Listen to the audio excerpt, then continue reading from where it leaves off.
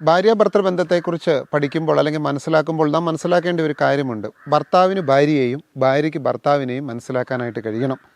പലപ്പോഴും അങ്ങോട്ടും ഇങ്ങോട്ടും മനസ്സിലാക്കാൻ കഴിയുന്നില്ല എന്നുള്ളതാണ് ദാമ്പത്യ കലഹത്തിൻ്റെ അടിസ്ഥാന കാരണങ്ങളിലൊന്ന്. സ്ത്രീകൾ വിചാരിക്കുന്നത് അവർ ചിന്തിക്കുന്നത് പോലെയാണ് പുരുഷന്മാർ കാര്യങ്ങളെ ചിന്തിക്കുകയും കാണുകയും ചെയ്യുന്നതെന്നാണ്.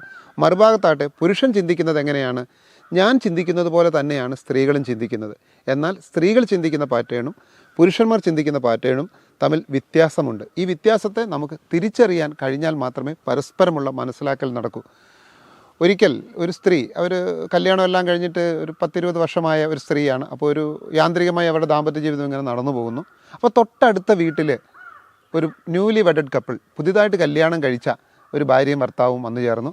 സ്വാഭാവികമായിട്ട് നമുക്കറിയാവുന്നതുപോലെ അവരുടെ പ്രണയ പ്രകടനങ്ങൾ അല്പം പ്രത്യക്ഷത്തിലൊക്കെയാണ്. അപ്പം ഭർത്താവ് ജോലിക്ക് പോകുന്ന സമയത്ത് ബൈക്കിലേക്ക് കയറാൻ നേരം അവൾ ഹെൽമെറ്റുമായിട്ട് വരും. അപ്പോൾ ഒരു സ്നേഹ ചുംബനമൊക്കെ കൊടുത്ത് ടാറ്റയൊക്കെ പറഞ്ഞാണ് അവർ പോകുന്നത്.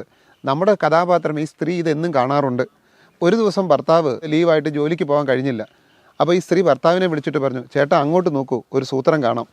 അങ്ങനെ ഇവർ പോകുന്ന സമയത്ത് ഇവരുടെ ഭർത്താവ് വരുന്നു, ഭാര്യ ഹെൽമെറ്റുമായിട്ട് വരുന്നു, ഭർത്താവിനൊരു സ്നേഹചുംബനം കൊടുക്കുന്നു, ടാറ്റ കൊടുക്കുന്നു.